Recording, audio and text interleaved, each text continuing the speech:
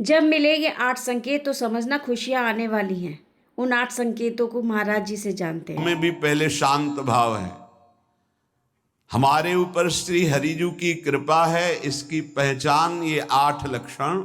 पहला, शांति, अर्थात घोर अपराधी के प्रति भी गुस्सा ना आना, क्षमा करना, ये हरि की कृपा का लक्षण है। देख लो भाई, घोर अपराधी शब्द तो जाने दो, जरा सा प्रतिकूल हो जाए तो लाख समझाओ पर भ्रकुटी तनी रहती है। ईर्ष्या, द्वेष, मात्सर्य, द्रोह, ये उपासक के हृदय की विषय नहीं, ये तो गंदे विषयी पुरुषों के हृदय के लक्षण हैं। जहां ईर्ष्या है, मात्सर्य है, द्वेष है, द्रोह है, ये कुमति के लक्षण है, ये सुमति के लक्षण नहीं, ये हरि कृपा पात्र के लक्षण नहीं। आपसे जो अपराध कर रहा है, द्रोह कर रहा है, आपका क्षमा बल ये हरि प्रसाद से होता है। शांति, क्षमा बल, शांति, सह गया, क्या करूं, सहना ही पड़ेगा क्योंकि भगवत मार्ग में वो ऐसा नहीं होता। शांति, बुरा ही नहीं लगा, हरि कृपा पात्र को बुरा ही नहीं लगा। उमा संत के यही बड़ाई, मंद करत जो करे भलाई, ये सीधा शांति की व्याख्या है। अपने यहां मंगल गान में कर है हरि कृपा, यह है आचार्य कृपा, गुरु कृपा। अपराधी पर भी क्षमा का भाव होना,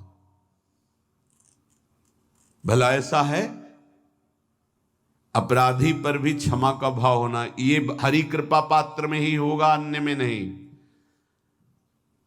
तो अगर अपने हृदय में ऐसा लगे कि ऐसा नहीं है तो हरिजू से प्रार्थना करनी चाहिए कि कृपा करो मेरे में सामर्थ्य आवे। दूसरा, अनुसूया, वो किसी भी के प्रति कभी भी कोई दोष दर्शन ही नहीं करेगा। दोष कथन, दोष श्रवण की तो बात जाने दो।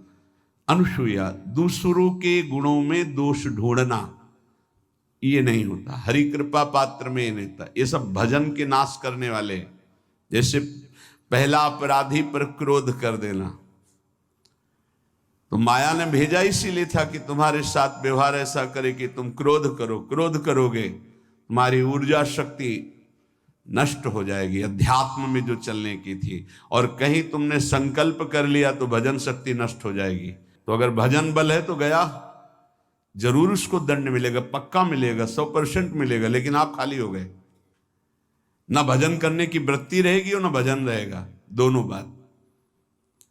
अनुसूया, किसी के सद्गुणों में दोष देखना, गुणों में दोष ढूंढना, ये हरि कृपा पात्र में नहीं होता। ये बहुत मंगलमयी बातें हैं जिससे हमारा भजन मार्ग पुष्ट होता है। तीसरा, वो बाहर से और भीतर से पवित्र रहता है, हरि कृपा पात्र। शौचाचार का ज्ञान होना चाहिए, वस्त्र आपके पवित्र होने चाहिए, ये बाहरी जल रज आदि के द्वारा बाहरी पवित्रता, और निष्कपटता, निश्चलता, सत्य भाव, ये अंदर की पवित्रता है। अगर कपट है, छल है, असत्य है तो हृदय मलिन रहता है। भीतर और बाहर से पवित्र रहना, इसमें खास बात क्या है भीतर और बाहर से पवित्र रहने में? भीतर और बाहर से सदैव पवित्र कौन रह सकता है? तो बोले जो पुंडरीकाक्ष भगवान श्री हरि का, प्रियाजू का स्मरण करता रहता है, वो शवायाभ्यंतर शुचि, वो बाह्य और अभ्यंतर दोनों से पावन रहता है। तीसरी जो कृपा का लक्षण है, अर्थात वो सदैव भगवत चिंतन परायण, शौचाचार का पालन करने वाला, बाहर और भीतर से हरि कृपा पात्र पवित्र रहता है। लघु शंका में जल पात्र में रखा जाता है, जनेंद्रिय को पवित्र किया जाता है, फिर हाथ रज से धो के, फिर कुल्ला करके, आचमन करके, पैर धोकर, ऐसे पवित्र आचरण, ऐसे पशुवत व्यवहार ठीक नहीं। कुछ लोग ऐसी गलती करते हैं कि जिसमें शौच हुआ जाता है उसी में बैठकर लघु शंका करते हैं, तो सारे वस्त्र, पूरा शरीर अपवित्र हो गया आपका। अब तो अटैच बाथरूम की व्यवस्था माया ने कर दी है। हमें लगता है कि शौचालय अलग होना चाहिए और स्नान गृह अलग होना चाहिए, थोड़ा ही चाहे भेद हो पर अंतराय होना चाहिए पवित्रता के लिए। अब ये शौचालय है, यही स्नान करना है, यही लघु शंका करनी है, तो पवित्रता का निर्वाह नहीं हो पाता। यदि जिस उस जगह आप शौच करते हैं, जो बैठकर उसी पे बैठ के लघु शंका करते हैं, तो आपको पूरा वस्त्र सहित स्नान करना चाहिए पवित्रता के, तभी बुद्धि भ्रष्ट हो जाती है।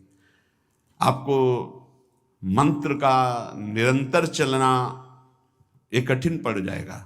पवित्रता का निर्वाह करो। देह राग मिटने के बाद एक स्थिति आती है, अवधूत स्थिति, उसमें फिर शरीर की पवित्रता का कोई संबंध नहीं रह जाता। पर अभी तो संबंध है ना देह भाव से, तो बहुत हो से लघु शंका ऐसे करें कि आपके पैरों में, वस्त्रों में छिट्टी ना पड़े, पवित्र रहें। हर समय हमें पवित्र मंत्र जपना है, नाम जपना है, श्री जी की सेवा में रहना है। बहुत जल्दीबाजी खड़े खड़े लघु शंका की, छिट्टियाँ पड़ रही, बस ऐसे चल दिए, वो पशुवत आचरण भगवत मार्ग में नहीं चल पाओगे। वो अंदर तुम्हारे व्याकुलता पैदा करता रहेगा, भोगों की, संसार की। शौचाचार का बहुत बड़ा फल है, शरीर राग छूट जाएगा। ये बात समझ लो, शरीर राग छूट जाएगा। शरीर संबंधी पवित्रता शरीर राग छुड़ा देती है, आंतरिक रहस्य है ये। चौथा, ऐसे कार्यों का अनुष्ठान न करे जिनमें हमारा भजन छूटता है, जिनमें सत्य छूटता है, जिनमें भगवत भाव छूटता है। जैसे आपके ऊपर कृपा हुई, आप भगवत मार्ग में चल रहे हैं, अब आप ऐसे संसारिक कार्यों का अनुष्ठान कर रहे हैं जिनमें आपकी चित्तवृत्ति बिल्कुल भगवत विमुख हो रही, तो जीवन का लाभ क्या होगा? लाभ तो है भगवत स्मरण सहित। इसी की मानो टीका है, छठदम शील बिरत बहु कर्मा, निरत निरंतर सज्जन धर्मा। शीलवान और ऐसे कर्मों से विरत जिनसे भगवत विस्मरण होता है, जो सज्जन पुरुषों के द्वारा धर्मानुष्ठान होते हुए उन्हीं का अनुष्ठान, ऐसे कर्मों में ना जाए जिससे भगवत विस्मरण होता है।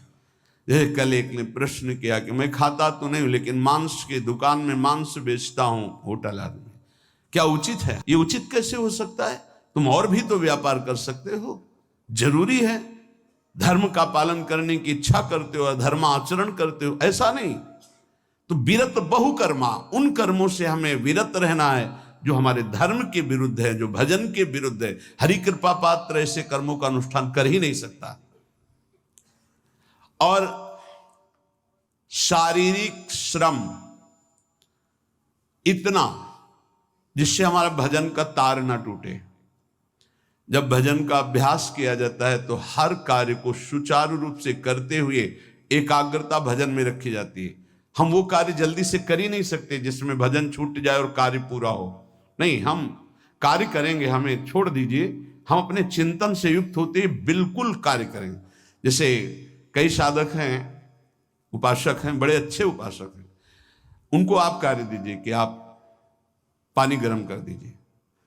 पात्र बहुत सुंदर साफ होगा, पानी बहुत गर्म, लेकिन आप कह दीजिए कि 5 मिनट में गर्म करके ले, तो उनसे असंभव नहीं होगा। छोड़ दीजिए उनको आप, वो मतलब ऐसा कार्य करेंगे प्रशंसनीय, पर वो समय से। उनका एक सिद्धांत है, बहुत अच्छा लगता है। और अपने को पता है इससे जल्दीबाजी नहीं होनी। पात्र मार्जन करना है, छोड़ दीजिए, आप उसको टोकिएगा नहीं, आप जल्दी मांझ के, उससे नहीं होने वाला। वो तनिक भी दोष नहीं रहने देगा पात्रों में, पर समय दीजिए, आराम आराम शिव कर। हमें अच्छा लगता है।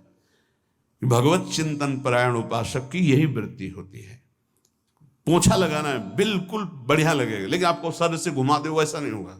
आप छोड़िए और जाइए, हटिए, और वो अपने ढंग से लगाएगा और एकदम क्लीन करके। यही उपासक का लक्षण होता है। जो कार्य करेगा सांगोपांग करेगा, पर वो बहुत मस्ती से होगा क्योंकि उसका भगवत चिंतन चल रहा है। अधिक ऐसे जिससे हमारा चिंतन छूट जाए, थोड़ा संयम में आना चाहिए। ये भगवत कृपा पात्र का लक्षण है। अपने भजन का फल देखना भगवत कृपा पात्र के, सबको प्रदान कर देना। हिम्मत है? अपने भजन, इतनी मेहनत से किया हुआ भजन, भजन होने के बाद हे प्रभु इस भजन का फल हो, सर्वे भवन्तु सुखिना सर्वे सन्तु निरामयः। यहां तो कहते हैं महाराज एक माला रोज आपके लिए करता हूं कि आपकी बीमारी ठीक रहे, तो शेष किसके लिए करते हो प्रभु? शेष क्या? अगर इष्ट और गुरु के लिए तुम्हारा है कि एक माला करते तो फिर इतनी माला करते तो हमें क्या होगा? सब आपको दे देंगे तो हमें क्या होगा? तभी भजन का रहस्य नहीं जाना। सबके मंगल के लिए अपने भजन को समर्पित कर देना। देखो भाई भजनानंदी, भजन में अरुचि होने लगेगी? नहीं होने लगेगी। सुबह से शाम तक पसीना चुआए हम और भजन का फल दे दे सबको, तो इसका रहस्य बताते हैं। सबको जे भी कहा सर्वे भवन्तु सुखिना, तो सर्वत्र विराजमान भगवान वही पलटकर अनंत रूपों में आपके ऊपर बरस पड़ेंगे। ये आंतरिक रहस्य है। हमने जो भजन किया वो एक सीमा में था, और जब हमने संपूर्ण विश्व को दे दिया तो असीम बनकर वापस हुआ। ये भाव न समझ में, अगर ये भाव न कहे तो एकदम लगे हम अपना भजन क्यों दे दें सबको। उस सर्वात्मा में विराजमान जो हमारा प्रभु है उसी को समर्पित कर, सर्वे भवन्तु सुखिना। तो वो सब पलटकर सब जगह से वापस आया, सबका आशीर्वाद आया और वो महान बनता चला गया। ये लाभ है, आंतरिक लाभ है। अगर तुम्हारा भाव ऐसा न बनता हो तो आप प्रभु को तो अर्पित करते ही है ना, तो वही प्रभु सब में विराजमान है। ऐसा भाव करके सर्वात्म स्वरूप भगवान को हमारा भजन समर्पित है। सब रूपों में प्रभु विराजमान है। ये हरि कृपा पात्र का लक्षण चल रहा है। और छठवां, अपने भजन से अपने लिए कुछ भी ना चाहना, और दूसरों की तो बात जाने दो, दूसरों से कुछ ना चाहना ये तो ठीक है, अपने भजन से अपने लिए कुछ ना चाहना है हिम्मत। देखो ये हरि कृपा पात्र में हिम्मत होती है। अपना भजन अपने प्रयोग में ना लाना, इसका भी आंतरिक रहस्य है। अपने प्रयोग में आप शरीर को लेकर के बोलेंगे, अगर स्वरूप को लेकर तो प्रयोग की कोई वहां जरूरत ही नहीं। स्वरूप पूर्ण काम है, वहां कोई अभाव नहीं। जब आप कोई भाव अपने लिए करेंगे तो देह भाव होगा। देह भाव से किसी विषय की मांग होगी। विषय पूर्ति भजन का फल नहीं होता, भजन का फल होता विषय निवृत्ति। बहुत जोर की बात है, कैसे समझ में आए? अपने भजन का भी फल अपने लिए नहीं, दूसरों से कुछ चाह रखना तो बात ही जाने दो। भजन से भी कोई अन्य सुख की चाह नहीं हुई। क्या चाहिए? भजन ही बनता रहे, भजन का फल भजन बनता रहे, खूब निरंतर जप करते रहे। सातवां, किसी भी मान सम्मान कीर्ति पद प्रतिष्ठा के मिलने पर हृदय का असंतुष्ट हो जाना, यह हरि कृपा पात्र का लक्षण होता है। प्रणाम नमस्कार जय हो तो हृदय में असंतुष्ट हो जाना चाहिए। कोई किंचन मात्र अभिमान न उदय हो जाए। प्रभु बचाओ, ये माया की चकाचौंध से बचा लो नाथ। कौन सा अपराध बन गया कि आपकी जय की जगह यहां हमको ऐसा सुनना पड़े। जैसे एक बार महापुरुष जन कह रहे थे कि जब गुरुजन बड़ाई करने लगे सामने शिष्य की, तो उसको ग्रीवा झुका लेनी चाहिए, पश्चाताप करना चाहिए कि कोई गलती हो गई, आज हमारे गुरुजी ने हमारी बड़ाई कैसे कर दी, इसका मतलब कोई दोष बन गया, कोई गलती हो गई और प्रार्थना करना चाहे कि क्षमा कीजिएगा महाराज, अगर कोई गलती हो तो दंड दीजिएगा, लेकिन ये दंड मत दीजिएगा कि आप हमारी प्रशंसा कर रहे हैं। भगवान, इससे बड़ा और कोई दंड नहीं हो, ऐसा महसूस होना चाहिए। सम्मानम कलयाति घोर गरलम, ये हरि कृपा पात्र का लक्षण है। नीचापमानम सुधा, नीच पुरुषों द्वारा किया हुआ अपमान अमृत के समान लगे और सम्मान विष के समान लगे। मान प्रतिष्ठा कीर्ति जिसके लिए बड़े बड़े लालायित रहते, हरि कृपा पात्र को विष की तरह चुभती है। और 8वां, किसी भी प्राणी समुदाय से संबंध ना रखते हुए सब पर दया की भावना, सब पर कृपा की भावना, सब पर करुणा मैत्री, पर किसी से ममता नहीं। ये सूत्र बहुत व्यवहार में प्रयोग करने योग्य है। सबसे करुणा और मैत्री, पर किसी से ममता नहीं। करुणा तो करी भरत जी ने, मैत्री भी की मृग से, पर ममता रहित नहीं रहे। ममता कर ली तो अगला जन्म हिरण का हो गया। ममता ने